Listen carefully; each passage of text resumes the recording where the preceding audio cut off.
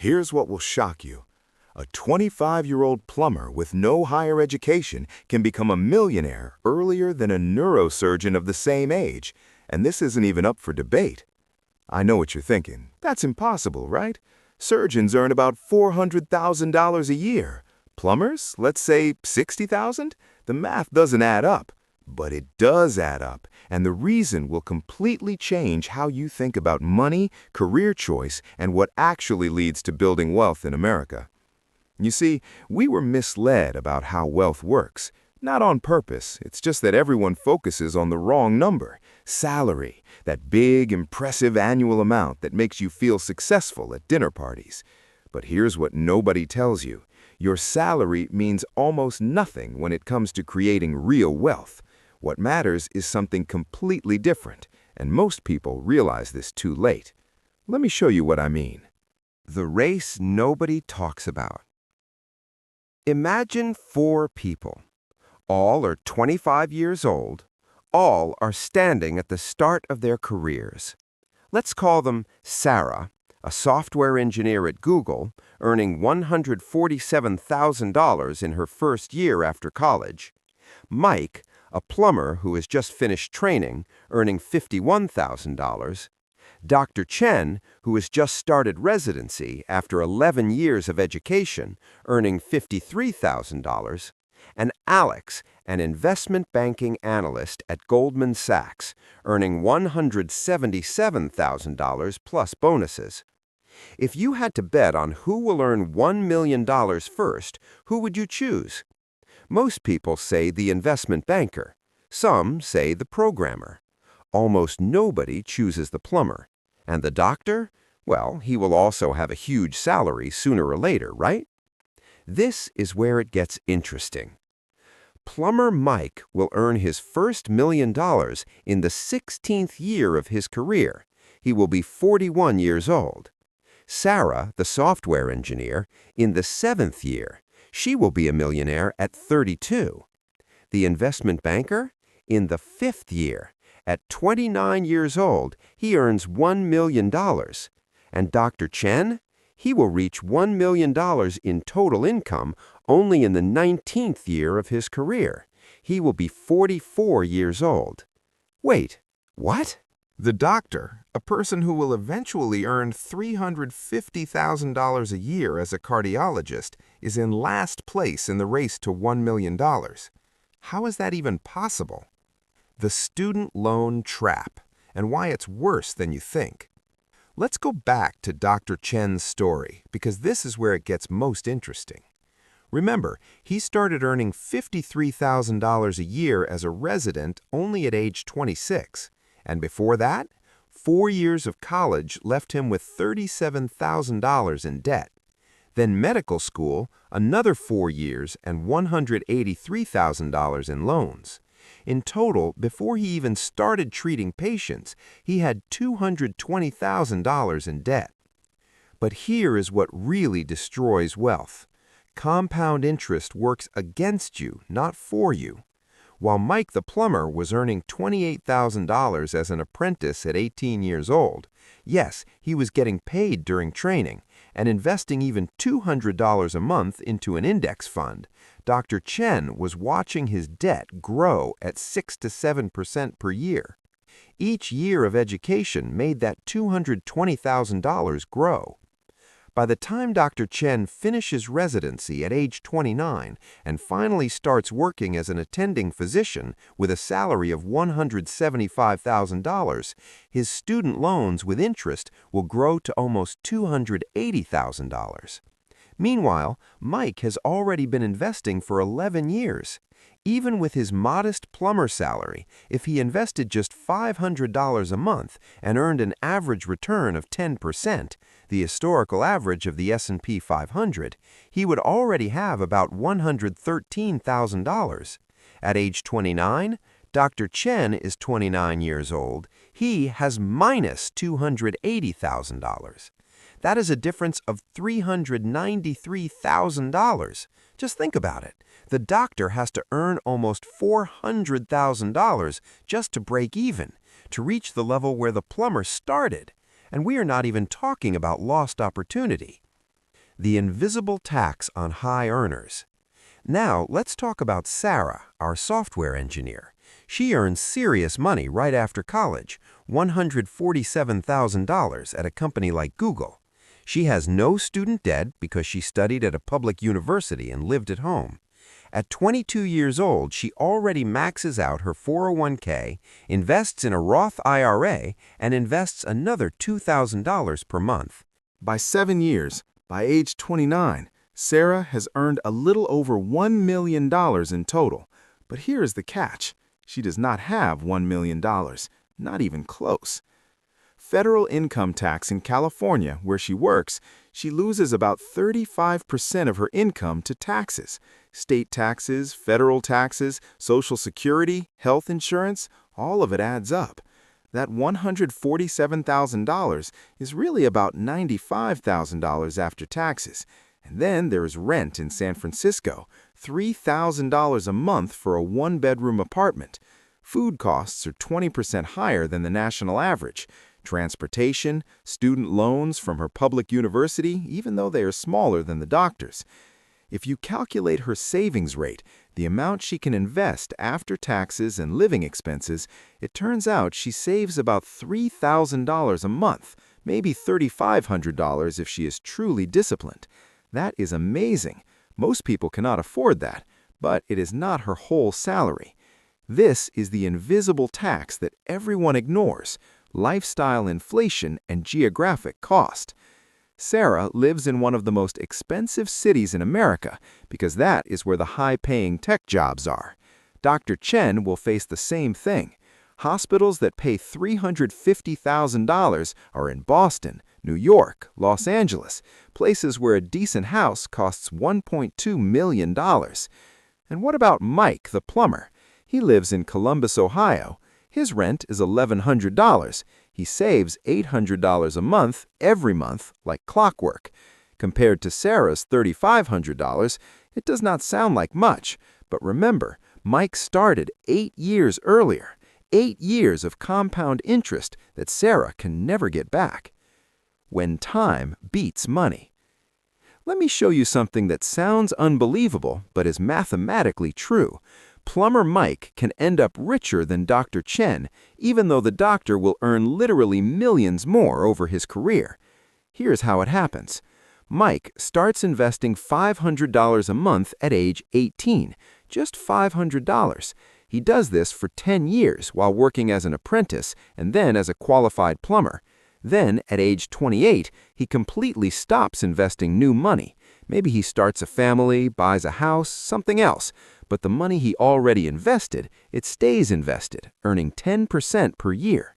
Dr. Chen, meanwhile, cannot start investing until age 30, after he pays off part of his student debt. But now he has a serious income. He invests $3,000 a month, 6 times more than Mike invested. He does this until age 65. Who will end up with more money? Mike, by a large margin. By age 65, when he retires, Mike will have about $4 million. Dr. Chen will have about $3.2 million. A plumber who never earned more than $75,000 a year beats a cardiologist earning $350,000. Why? Because Mike had 12 extra years of compound interest. Math does not care about your job title. This is what financial experts mean when they say time in the market is more important than trying to time the market. But that is not all. Time in the market is more important than a high salary. I will say it again. Time is more important than money. The secret weapon of the investment banker and why it may not matter. Okay, what about Alex, our investment banker?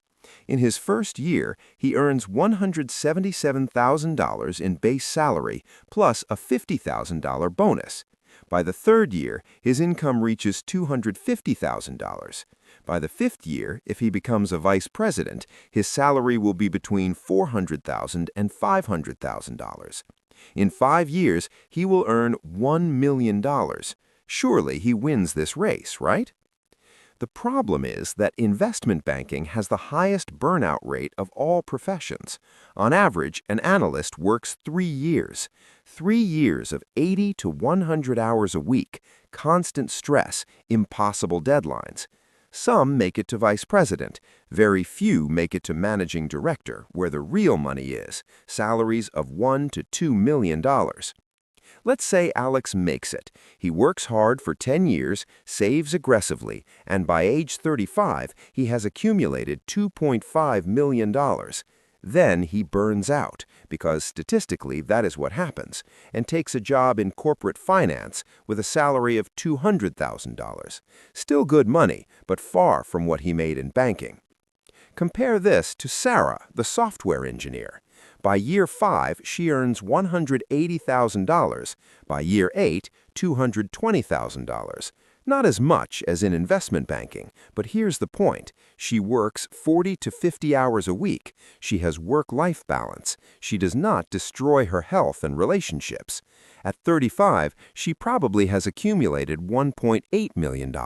Less than Alex, of course, but she still has 30 more years of stable income and investing ahead of her. If by age 65 they both keep their habits, Alex in his corporate job with a $200,000 salary, and Sarah continuing to grow in tech, Sarah will most likely become richer because wealth is not built in a sprint, it is built in a marathon that you can actually finish. What does this really mean for you? Look, I am not saying you should not become a doctor. Medicine is an incredible profession. You save lives. You have almost guaranteed job security. And yes, eventually you will earn serious money. I am also not saying that everyone should become a plumber or a programmer. Different people have different talents, passions, and values. What I am saying is this. The race to $1 million, the race everyone thinks is about salary, is actually about 5 other things. First, when you start. The person who starts investing at 18 beats the person who starts at 30, even if the 30-year-old invests much more money. Time is the most valuable asset in building wealth. You cannot get it back. Second, what you do with debt. Student loans are not just a number you have to pay off. They are an anchor dragging behind you while everyone else moves forward. A plumber with no debt beats a doctor with $280,000 in debt, even though the doctor earns much more, at least in the first 15 years of their career. Third, where you live. Earning $200,000 in San Francisco is like earning $120,000 in Dallas. Geographic arbitrage is real. A person earning $75,000 in a low-cost area and saving $2,000 a month builds more wealth than someone earning $150,000 in an expensive area and saving $2,500 a month.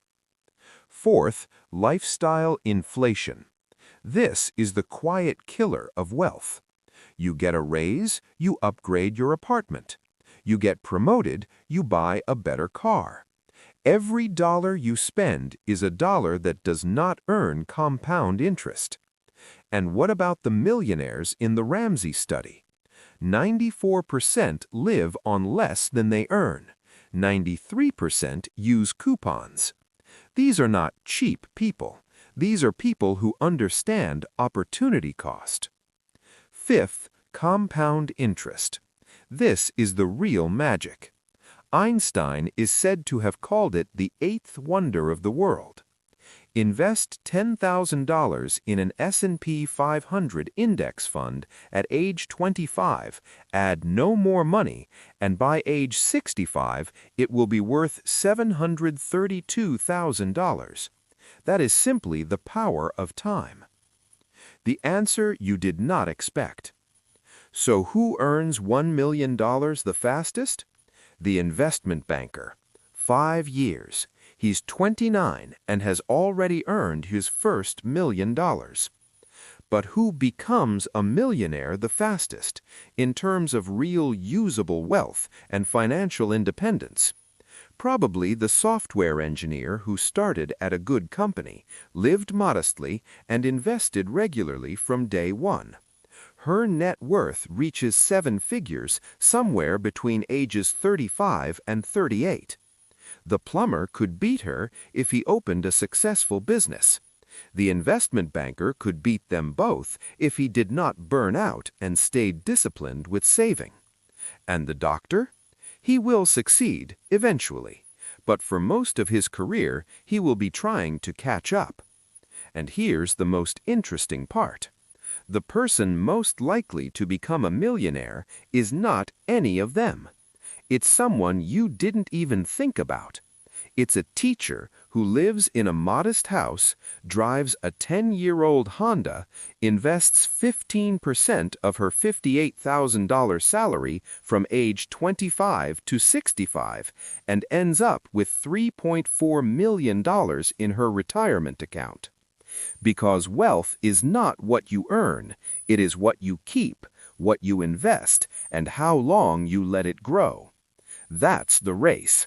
And the winner is usually the one who understands that it's not really a race, it's a marathon, where the slowest but most consistent runner beats the sprinter every time.